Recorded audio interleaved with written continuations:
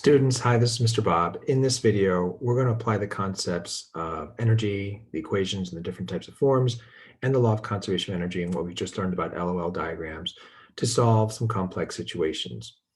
For this, what we're going to have is we're going to have two problems. You can see problem one, and I'm going to shift over to problem two after I finish that. And notice I have an LOL diagram that we're going to be using. And we also have an equation sheet, which has some additional information you can see over there, some new equations that we've just recently learned. So let's jump right into it.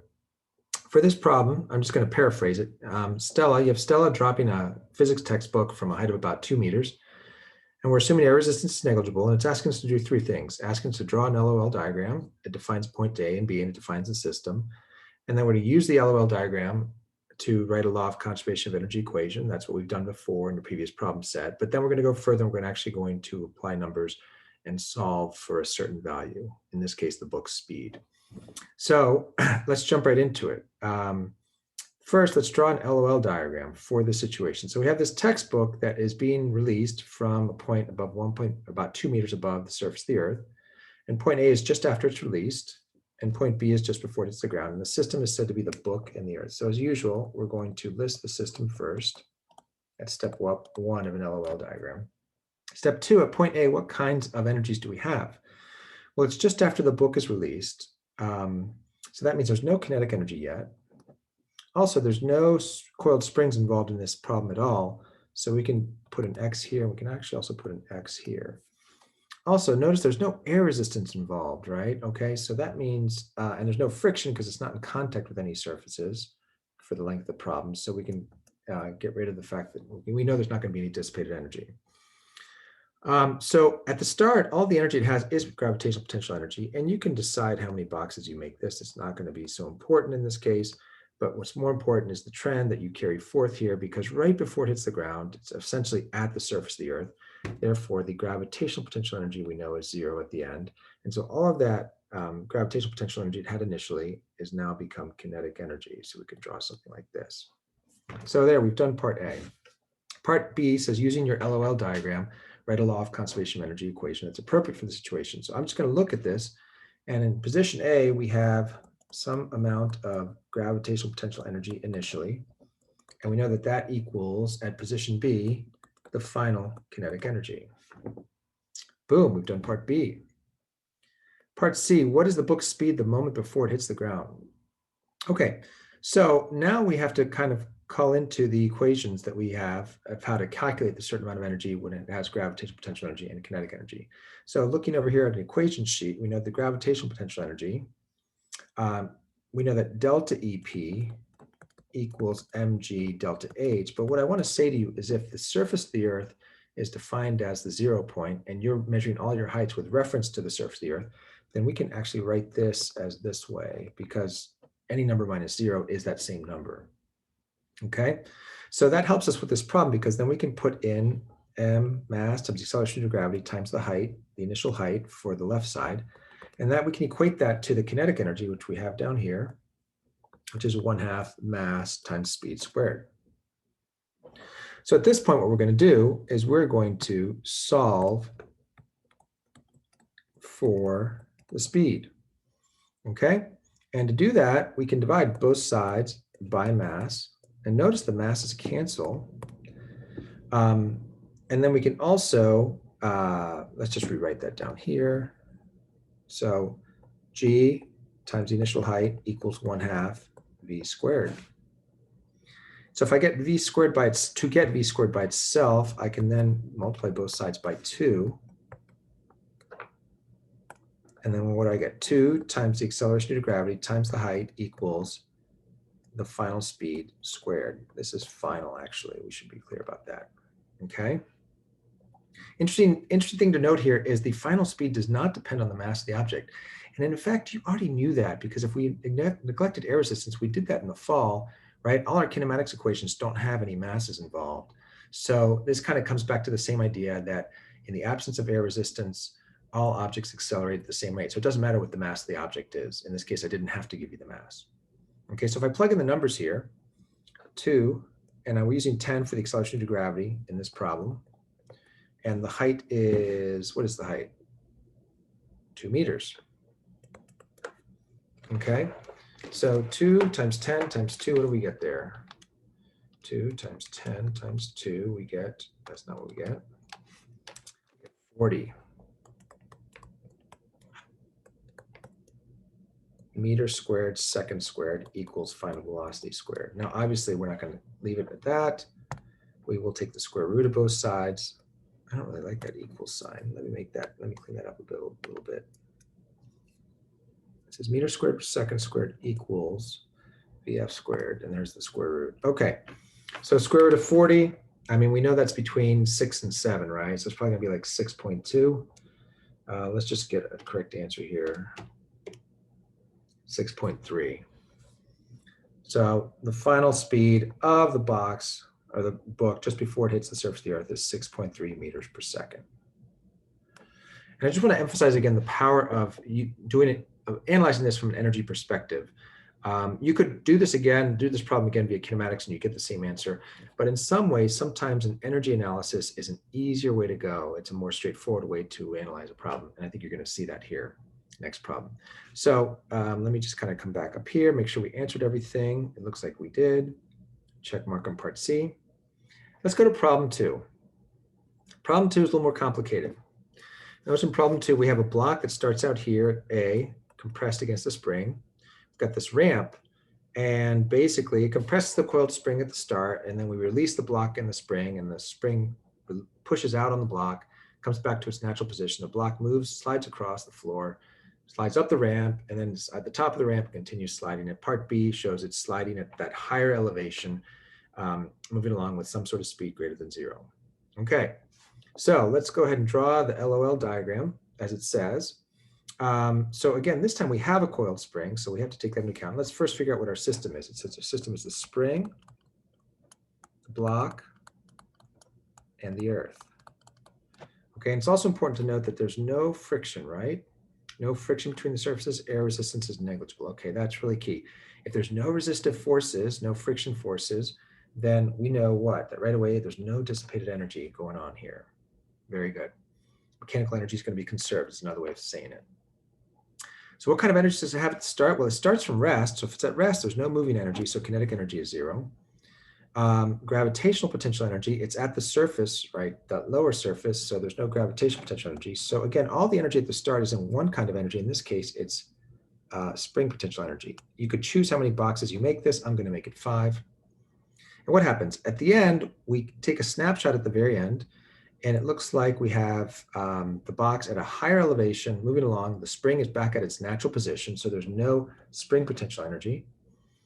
And it seems like the energy has to be divided, right? Because it's got some potential energy because it's at a higher elevation than the 0 level. This is the 0 reference level we've said, and there's some height here. In fact, we know how much height there is. So it's got some gravitational potential energy. I'm going to give it 2. And it also has some kinetic energy. So if this is a total of 5 and I gave it 2 gravitational potential energy squares, then I'd have to give it 3 kinetic energy squares to satisfy the law of conservation of energy. Okay. Part B, using your LOL diagram, write a law of conservation of energy equation appropriate for the situation. I'm just going to look at my bar graphs. So the initial spring potential energy has to equal what? The sum of the final kinetic energy plus the final gravitational potential energy. So it looks something like that. EP spring initial equals EK final plus EP grav final. Okay. Part C says, what is the amount of gravitational potential energy the book has at point B? Okay, the amount of gravitational potential energy the book has at point B. So let's see. Gravitational potential energy, again, just like the first problem, the equation says this, and this is basically suggesting that it looks at differences in gravitational potential energy. But if I set the 0 reference point to be here, and I measure all my heights reference to the 0, then I can write this way. And I can apply it to that that final. So the final potential energy gravitationally equals the mass times the acceleration due to gravity times the final height. Okay, so I know the mass is 2 kilograms. I know the ramp's height is 0.75 meters, and I know the acceleration due to gravity. So I can just, this is kind of a straight up calculation. It's kind of a little counterintuitive. You think it's going to be more complicated than it is. So that's 2 kilograms. I'm using 10 meters per second squared and a height of 0.75 meters. So 2 times 10 times 0.75 equals 15. 15 joules. Okay. Awesome. So I've done A, I've done B, and I've done C. Part D says determine the speed with which the block moves across the higher horizontal surface. There are 2 ways to approach this. I'm going to show you both. Let's start with option A. I'll just call that, or option 1 down here. Okay, so let's bring our equation down here that the EP, and I'm just going to abbreviate here, S is spring as S, EPSI equals final kinetic energy plus EP, I'm just going to call this G final. Okay, so the one way to do this is to basically substitute all the algebra equations here and work through it. And let's just do that. So the spring potential energy, remember, if we look over here at our equations, the spring potential energy is this one right here.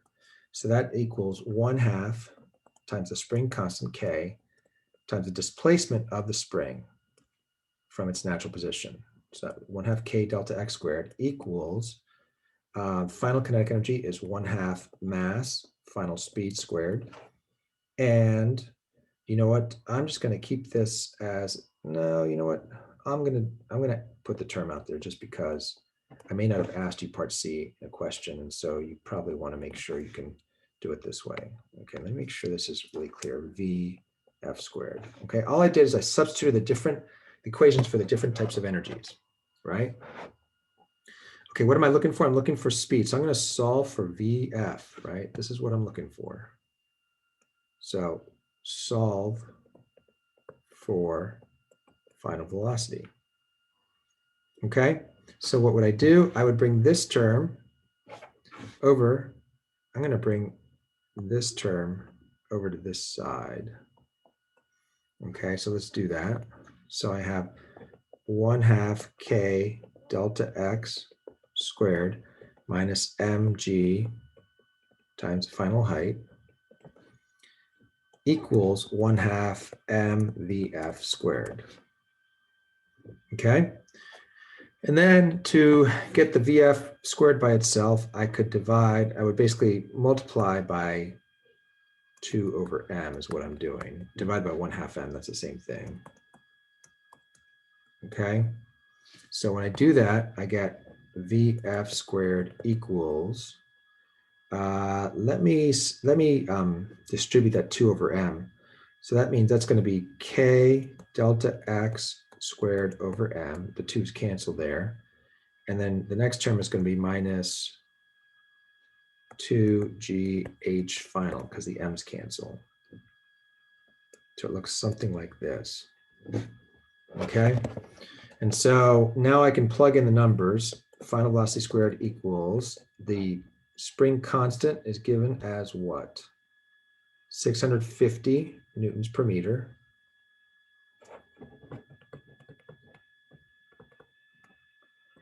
The delta x, the displacement from equilibrium. By the way, this is something students often mess up. Sometimes students will say, oh, it's 0.75 meters. No, that's the height. This is the spring distance, 0.40 meters. This is 0.40 squared. Let me do this right here to make this easier to see. Put a bracket there.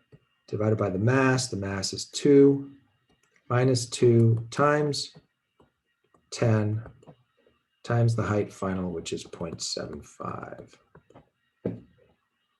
Okay.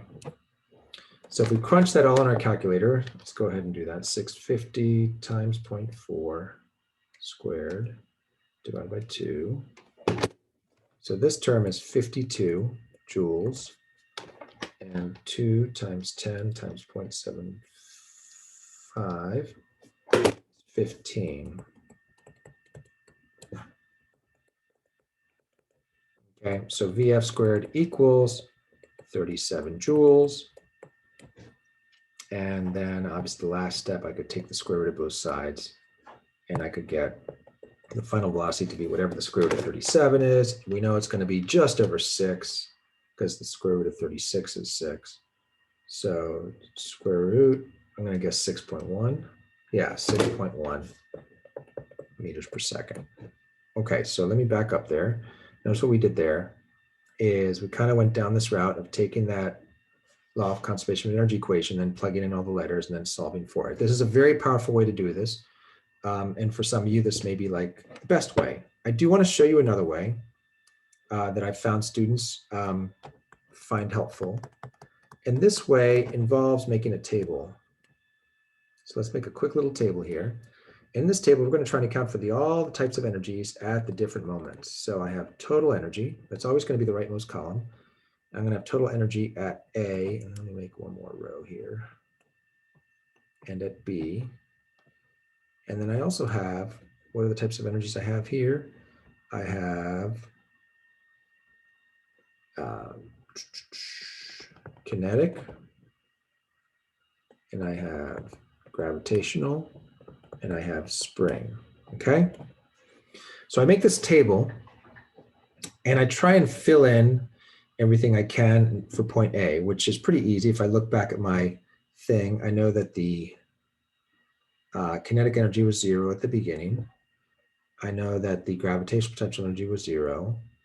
Okay, I don't know what the spring potential energy was at the start. It didn't ask me for that, but I could find that out, right? And let me just hold on to that idea for a second. And then at the finish, what do I know? I know that the spring potential energy is 0. Okay, and I already know from part C that the gravitational potential energy is 15 joules. Okay, so this becomes a game of like fill in the blank, so to speak.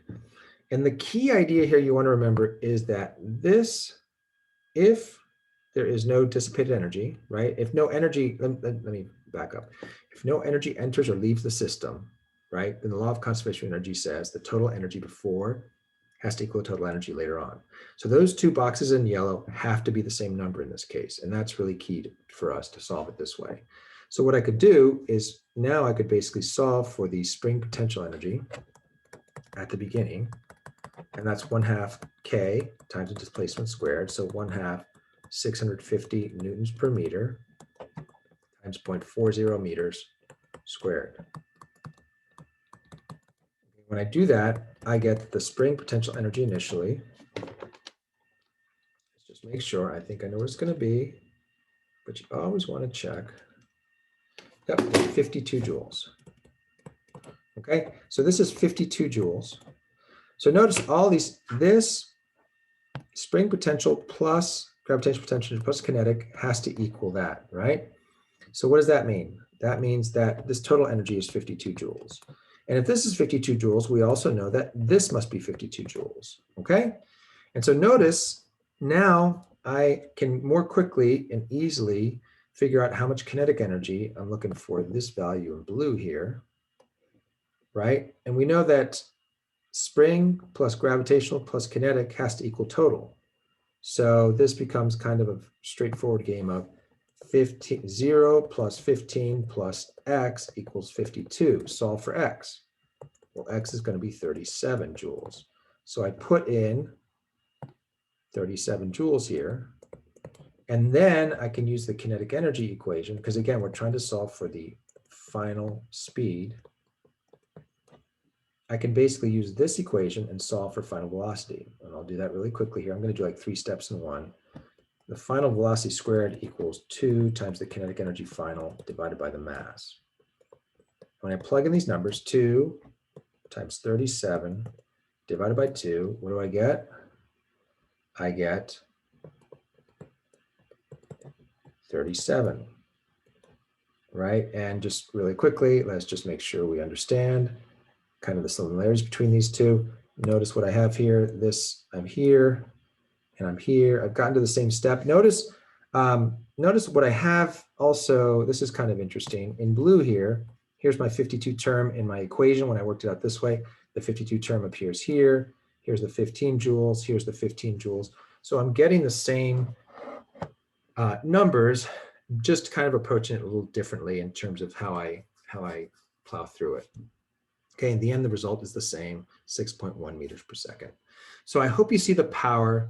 And what I really want you to take away from this is the idea that if you methodically follow the LOL diagram, the law of conservation of energy, and then plug in the different letters from there, or use the table, this can become a really powerful problem-solving technique that makes these really complex situations that are hard to analyze from a force perspective very more straightforward, let's say, more straightforward than they would be otherwise. Okay. I hope this was helpful, and take care.